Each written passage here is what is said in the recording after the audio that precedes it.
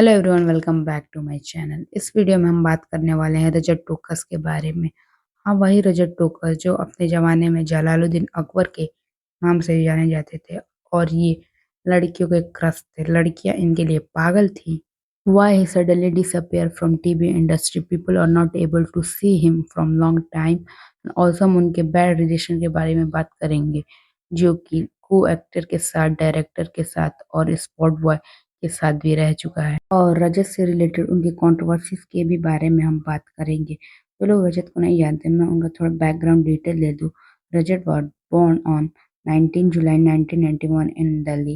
He did his education from Hopewell School in Delhi. His father name was Rambir Tokas and mother name was Parmila Tokas. In year 1999, as a child actor, he started his career with the TV show bongo. इसके बाद रजत ने बहुत सारे TV shows में as a child actor काम किया, जैसे light house, जादुई चिराग, तरंग, ये हवाएं और साईं बाबा, जिसमें उन्होंने साईं बाबा के भाई का रोल किया था। उसके बाद रजत को पृथ्वीराज चौहान ऑफर हुई। ईयर 2006 जब पृथ्वीराज चौहान आई तो लोगों ने रजत के कार्य को इतना अप्रिशिएट किया और इनकी पॉपुलैरिटी इतनी बढ़ गई कि रजत का रोल शो में बस कुछ दिनों के लिए था, लेकिन इनकी पॉपुलैरिटी और ऑडियंस के प्यार के वजह से इनके रोल को बढ़ा दिया गया। उसके बाद he did work in Dharamveer in 2010, Keshav Pandit and 2011 is a part of Tere Liye. उस शो में भी रजत को बहुत प्यार मिला और लोगों ने रजत के किरदार को बहुत पसंद किया।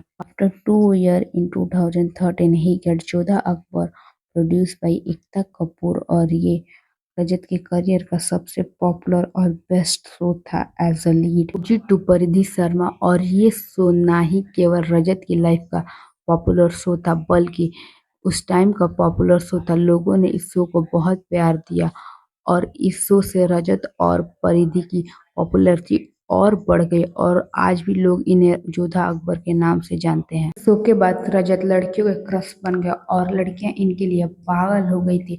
एक ऐसा भी इंसिडेंट बताया जाता है जब एक 12-13 साल की लड़की अपने घर को छोड़ बिना अपने पेरेंट्स से बताए मुंबई चली गई रजत से मिलने उसके सेट पे उसकी शादी रोकने के लिए, लेकिन गार्ड्स ने उसे अंदर नहीं जाने दिया। लेकिन जब गार्ड्स ने उसे अंदर जाने नहीं दिया, क्योंकि यूजुअली सेट्स पे किसी को अंदर जाने नहीं देते, फिर उसने रजत को मैसेज किया और अपेरेंटली रजत ने उस मैसेज को सीन किया।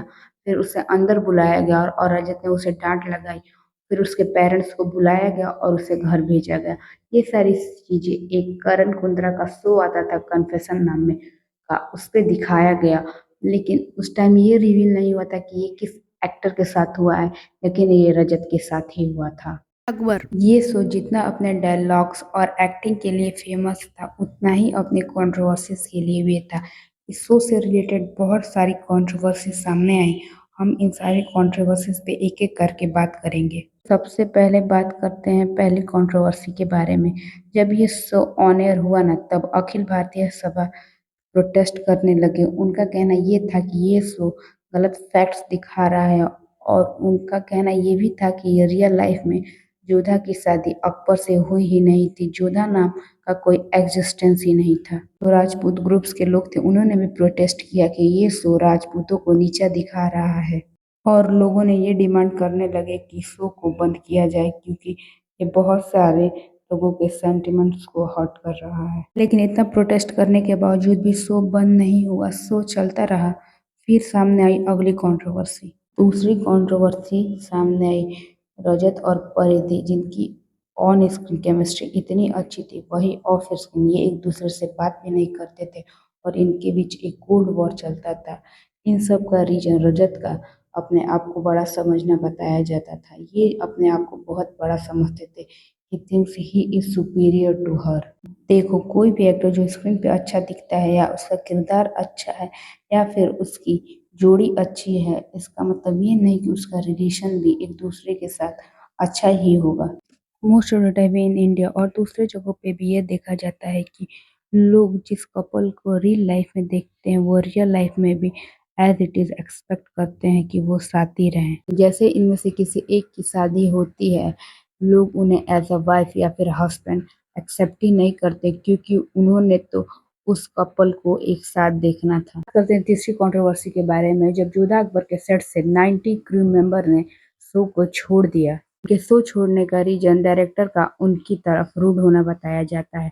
जब ये सारी न्यूज बाहर आई तो एकता कपूर ने एक प्रेस कॉन्फ्रेंस रखी और इसमें ये सारे रीजन को झूठ बताया।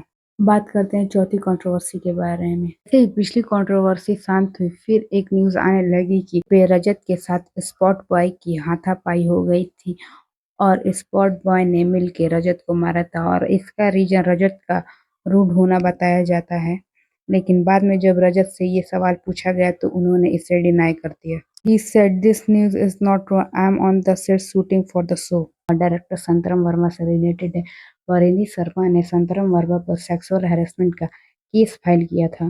शो के अदर एक्ट्रेस से भी वो बहुत रूडली बिहेव करते थे, इंसल्ट और ह्यूमिलेट करते थे। सेट पे एक्ट्रेस मौजूद होने के बावजूद भी वो उनके ड्यूब्स यूज करते थे ताकि उन्हें फाइनेंशियली सफर करना पड़े। और एक और एक्ट्रेस है जिन्होंने ये सेम चीज डायरेक्टर संतरम वर्मा के बारे में बोली थी। मोती बाई का किरदार जोधा अकबर में प्ले किया था और इसी कारण उन्होंने शो को भी छोड़ दिया था। केवल शो की फीमेल एक्ट्रेस बल्कि रजत से भी संतरम वर्मा का कुछ कॉन्फ्लिक्ट हो गया था और इसी के वजह से संतरम वर्मा को एज अ डायरेक्टर शो से मिड में ही निकाल दिया गया। शो के 2 साल चलने के बाद रजत ने अपनी गर्लफ्रेंड सृष्टि नैयर, जिसको उन्होंने 2 साल डेट किया, उससे शादी कर ली। शादी उदयपुर में हुई और उस टाइम की सबसे रॉयल और महंगी शादियों में से एक थी। अकबर के 2 साल बाद रजत की लाइफ में आया अगला शो चंद्र नंदिनी और ये भी एकता कपूर ने ही प्रोड्यूस किया था। ये शो आते ही एक और कंट्रोवर्सी रजत की लाइफ में जुड़ गई। रजत पे एक्स्ट्रा मैरिटल अफेयर का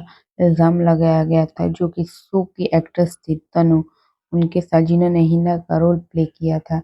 लोगों का कहना था कि most of the time set पे वैनिटी वेयर में एक साथ ही बिताते थे। ये न्यूज इतनी बढ़ गई कि रजत ने खुद ट्विटर पे आकर ये सारे ट्वीट किए। There is no such thing as a cyber bullying as if someone hurting anyone's sentiments by being negative, then just simply avoid that. I can easily react and have a nice defamation case filed, but then again, it's pointless and they will be happy knowing that they have hurt me.